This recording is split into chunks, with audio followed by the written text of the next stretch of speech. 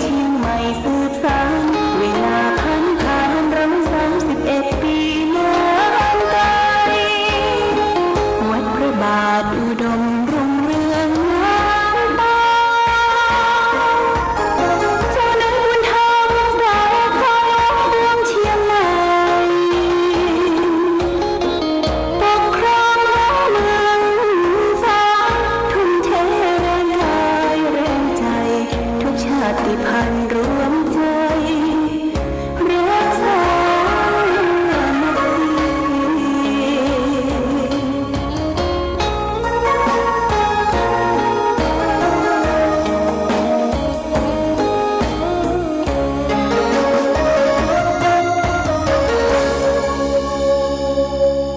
เจริญสุขศรัทธาสาธุชนญาติโยมท่านพุทธบริษัทวันนี้รายการธรรมะประทีปส่องต่างก็ได้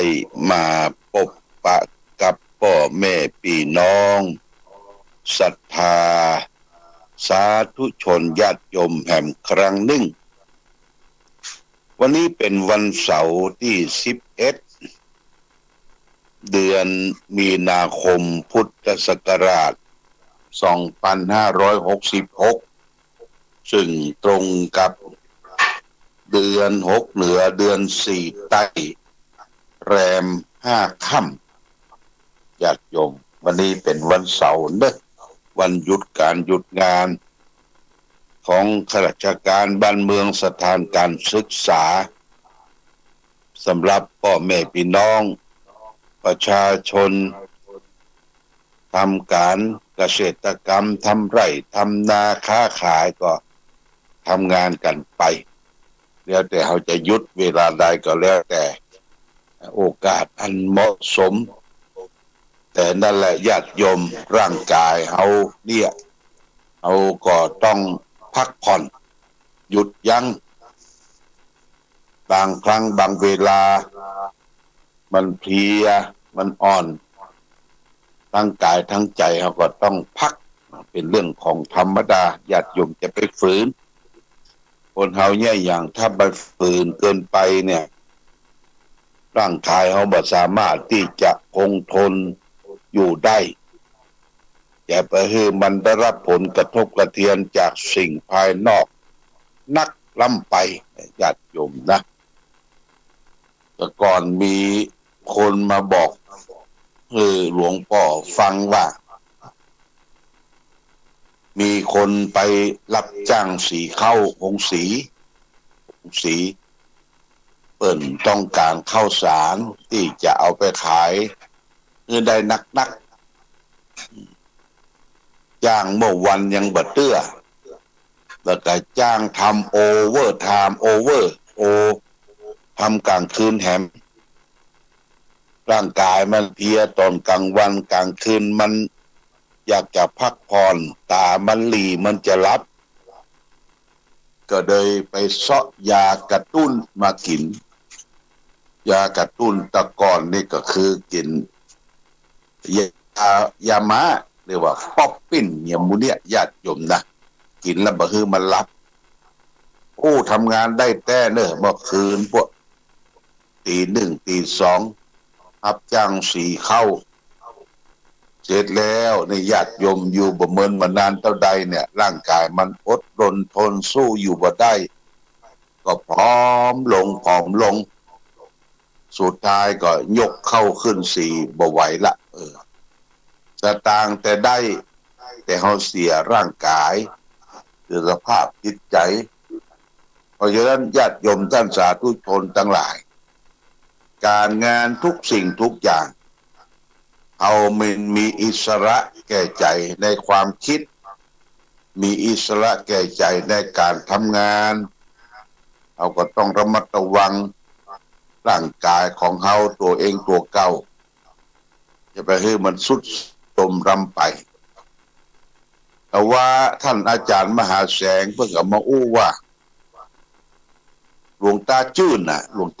ประเดี๋ยวนี้ต้องหามสู่โรงพยาบาลที่ พละตังอุตรดิตถ์ญาติโยมจะเตียวไปก็บ่ได้ละญาติโยมต้องหามจะขี่รถก็บ่เอาร่างกายข้อแข้งข้ออย่างต่างๆที่เดินตลอดเวลาเนี่ยมันบ่สามารถที่จะดำเนินการต่อไปพระพุทธเจ้าสอนให้เราบอกว่าเราจะแยกการทั้งทางโลกและทางธรรมตั้งอยู่ในหลักสายกลางหลักสายกลางนั่นก็คือบักเข่งเกินไปบักอ่อนจนเกินไปคือหลักมัชฌิมาปฏิปทาคือทางสายกลางนี่ญาติโยมอย่างจับหลังสายกลางถูกแล้วเราก็จะบ่อิดบ่อ่อนร่างกายก็บ่อ่อนเพลียแรงทำการทำงานไปเท่าที่ทำได้ญาติโยมนะจะไปมั่นอกมั่นใจทำจนเกินไปนี่มันบ่ฮื้อละร่างกายเฮามันบ่ฮื้อยิ่งเฮาแก่ตัวอายุ60 70เข้ามาทุกสิ่งทุกอย่างก็ต้องเปลี่ยนแปลงไปผมเคยดำกับขาวตาเคยยาวกับสั้นเขี้ยวเคยมั่นกับคอนดังเคยตึงก็หย่อนยานตามกาลและเวลาจะลูกก็โอยจะนั่งก็โอยเหมือนดอกไม้โรยบ่มีเกสรอันนี้สำคัญและสำคัญอย่างหนึ่งจะไปห่วงเกินญาติโยมห่วงเรื่องนั้นเรื่องนี้จิปาถะเอามาคิดเอามาเก็บมางำอยู่ในจิตในใจว่าทุกสิ่งทุกอย่างจะมันอยู่อย่างเก่าอย่างเดิมเนี่ยมันเป็นไปบ่ได้ภาษาฝรั่ง impossible มันเป็นไปบ่ได้ว่าเฮาแก่เฮาเจ็บเฮาแก่เฮาตายเนี่ยมันเป็นไปได้ยากเลยญาติโยมเป็นสัจธรรมเป็นความจริงที่มนุษย์โลกเกิดมาจะต้องอยู่ช่วงหนึ่งช่วงที่เฮาได้สร้างคุณประโยชน์สร้างสมคุณงามความดีทำประโยชน์ตนประโยชน์ท่านเสร็จแล้วก็ต้องวางมือญาติโยมนะวางมือวางใจวางกายอย่าไปเอาอย่างทุกสิ่งทุกอย่างมาสุมในหัวใจหมดโอ้ทุกกะเนาะทุกอกทุกใจทุกสิ่งทุกอย่างจิปาถะวันนี้วันเสาร์ญาติโยมนะก็ขึ้นวัดปฏิบัติประธรรมประจำวันเสาร์ที่วัดพระบาทอุดมเฮาก็แรงปฏิบัติธรรมก็ยังปฏิบัติกันต่อไปก็ใจปื้นอาคารของครูบาเจ้าศรีวิจัยนี่ก็พอที่จะนั่งกันได้30-40ท่าน40คนถึงพระถึงเนนสำหรับวิหารชั้นบนของพระเจ้าละแข่งเพิ่นก็กวาดลงลึงละแต่บ่สามารถที่จะใช้งานได้ในขณะนี้เพิ่นก็คัดสีชวีวันองค์พระพลาพระเจ้าละแข่งเอาจะหันเนื้อตั้งในเพิ่นเนี่ยโอ้สุกปังสวยจดงดงามแต่ว่าหลวงพ่อขึ้นไปก็ทางช่างทางศาลาก็ว่าได้เกี่ยวบุษรคำแล้วเด้อหลวงพ่ออีหรอกเกี่ยวก้อสีแดงที่ติดหน้าอกองค์พระเปิ้นทรงเครื่องเปิ้นเอาแก้วก้อสีแดงจากคุณนิรวันภูรินินาถเปิ้นได้มาถวายได้ที่มือเปิ้นว่านะมือที่นั่งสมาธินั่นนะได้ที่หั่นน่ะญาติโยมนี่โมทนาสาธุกับช่างกับศาลา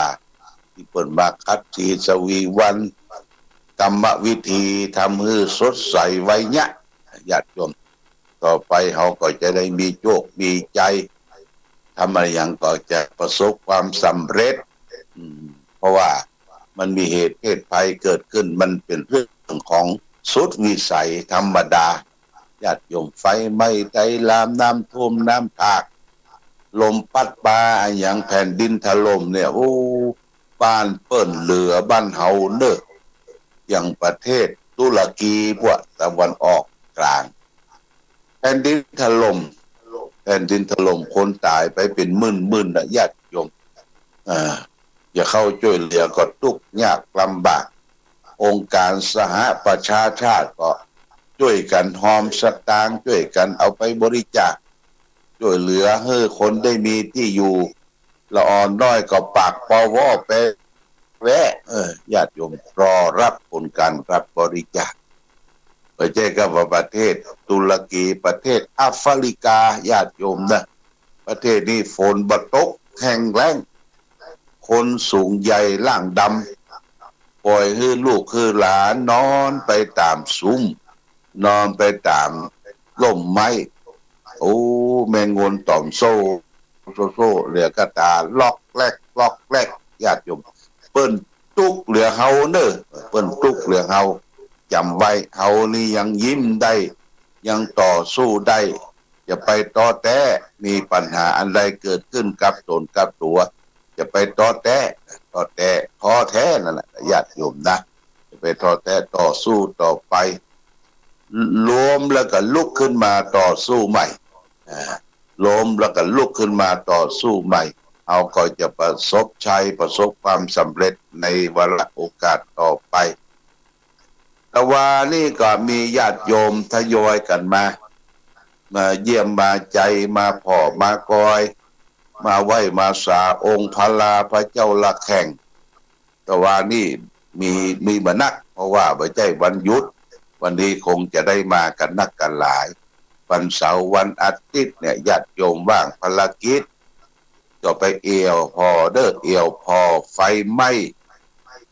วิหารจันทร์สององค์พลาพระเจ้าละแข่งประเดี๋ยวนี้ตั้งในล่งกลเนาะมันไหม้ก็ไหม้ไปมันเป็นเรื่องของฟืนของไฟหน้าที่มันไหม้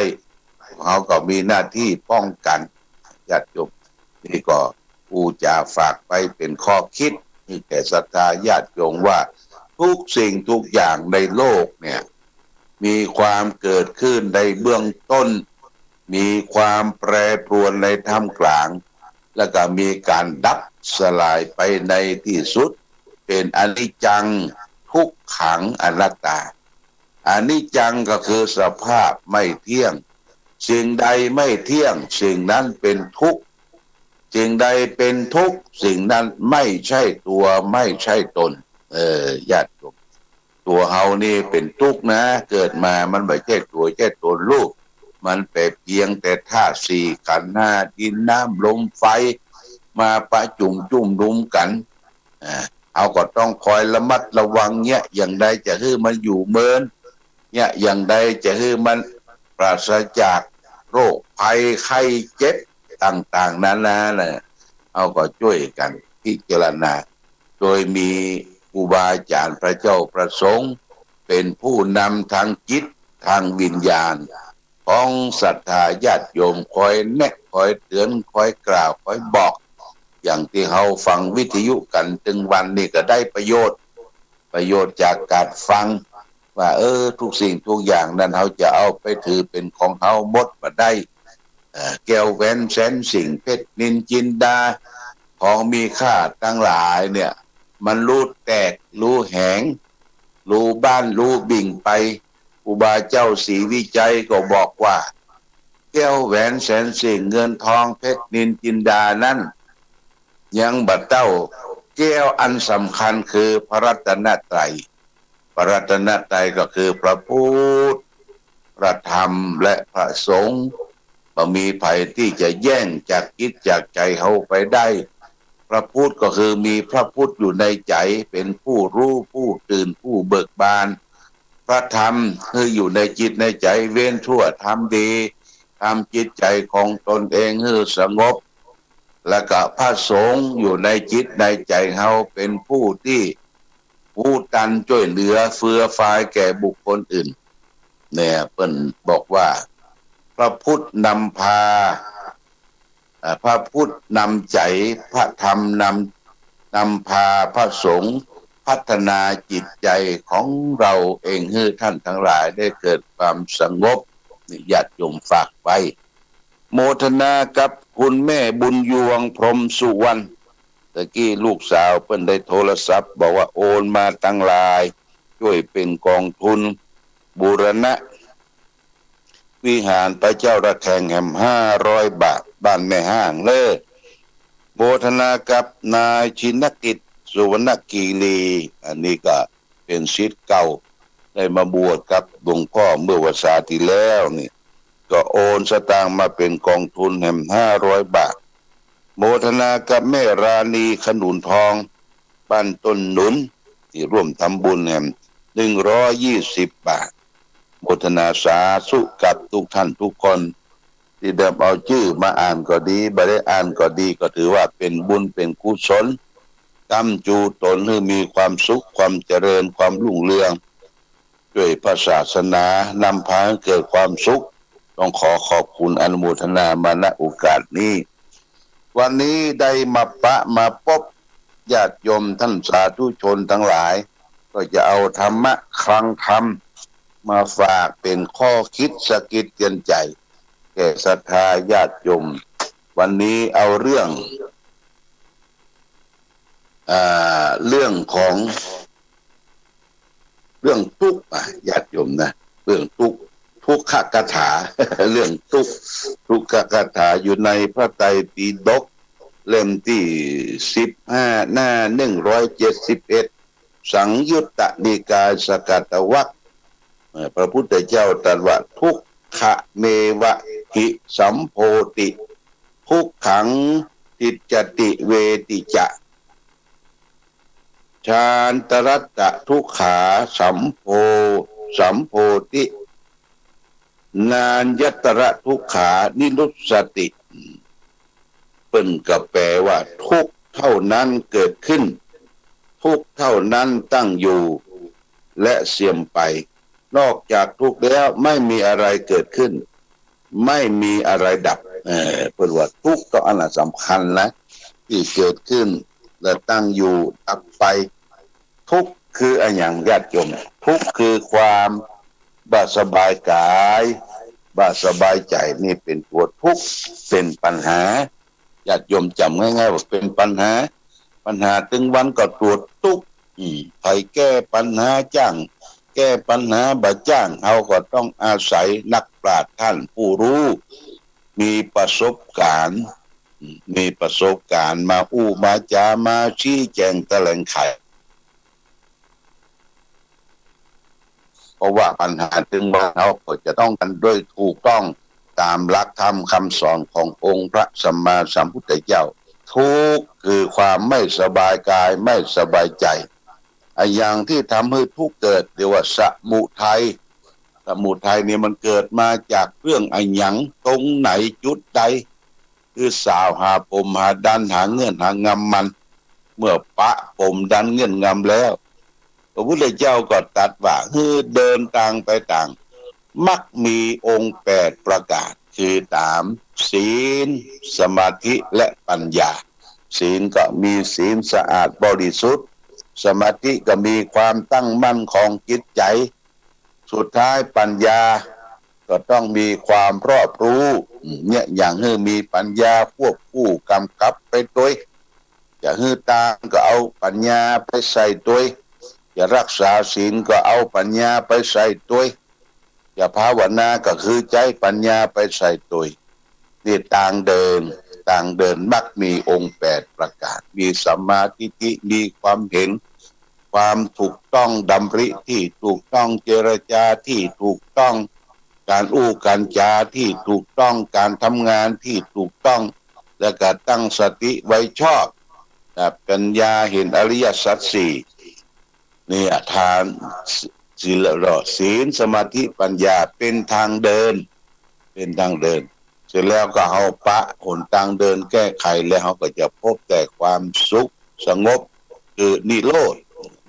คือความสุขสงบเย็นนี่ฝากไว้เป็นหลักคิดแต่ว่าทุกขกถาคนเฮาทุกเหมือนกันโมเตญาติโยมแต่ทุกหมอกเฮานี่เฮาพอมีกินมีอยู่ดำเนินชีวิตดำเนินไปได้แต่ทุกที่เพิ่นบ่มีกินบ่มีอยู่เนี่ยโอ้ญาติโยมเอาอะไรประหันประชาชนพลโลกเนี่ยทุกทวีปทุกที่ทุกแห่ง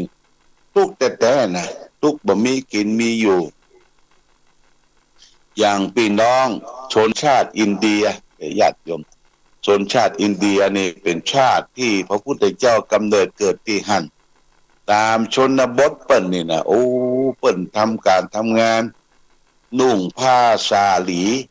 ผ้าสาลีก็คือผ้าผู้หญิงนะนุ่งคลุมนุ่งอย่างเนี้ยการก็ชุดนั่นน่ะ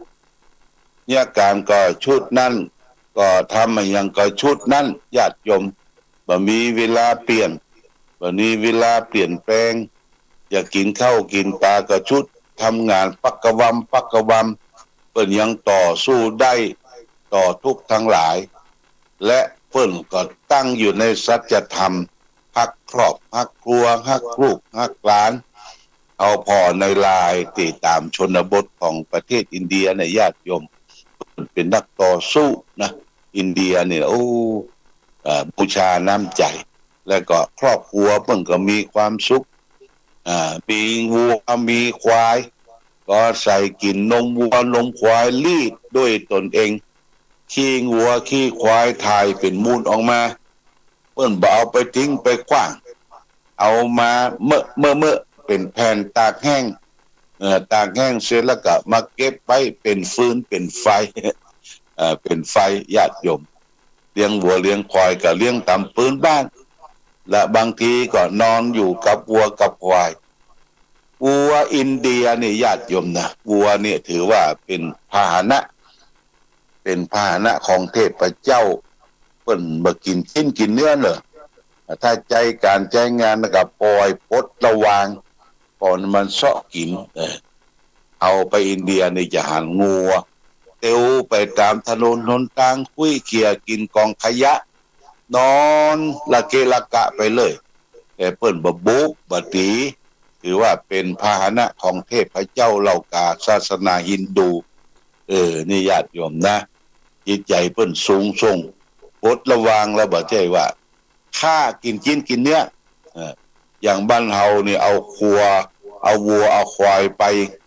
ไถดงไถนามันเดินไปตามบอกว่าซ้ายบ่ซ้ายขวาบ่ขวานี่ญาติโยมเอาเจี้ยปัดฟาดเปิ้นลาพิธีก้าเนี่ยถามลาบงัวลาบควายจิตใจมันอย่ามาเหี้ยมเกลี่ยมดอกนี่ญาติโยมแต่เฮาก็มาดูเมืองพระพุทธเจ้านะเปิ้นอยู่แบบเศรษฐกิจพอเพียงพอกินพออยู่ดำเนินชีวิตร่างกายเปิ้นเคลื่อนไหวอยู่ตลอดเวลาคนอินเดียเนี่ยเคลื่อนไหวอยู่ตลอดเวลาเพราะฉะนั้นเฮาไปอินเดียนี่ก็ไปไหว้พระพุทธพระธรรมพระสงฆ์แหล่งกำเนิดเกิดของพระพุทธศาสนาแล้วก็ไปดูตามชนบทความเป็นอยู่ก็ดูคนอื่นก็ย้อนดูตัวเฮาว่าเปิ้นทุกข์เปิ้นยากเปิ้นลำบากเรื่องเฮาจะไปต้อแต้ใจจะไปเมากินเหล้าเมายาอะลองต้องแต่งก็ม่วนอกม่วนใจกินเหล้ากินเหล้ากินยาญาติโยมบ่นำพาให้เกิดความที่จะเกิดความสุขสงบได้อย่างแท้จริงนี่ฝากไปเอาละวันนี้รายการธรรมะประทีปส่องทางได้มาพบศรัทธาญาติโยมก็พอสมควรแก่กาลเวลาขอความผาสุขความมีธรรมจงบังเกิดมีแก่ศรัทธาสาธุชนญาติโยมทุกท่านที่ท่านทั้งหลายได้ประสบสุขโชคดีประกอบไปด้วยอายุวันนะสุขภาระมีปฏิภาณทานสารสมบัติธรรมสารสมบัติทุกทิวาราตีการเหมือนกันทุกท่านทุกคนด้วยเถิด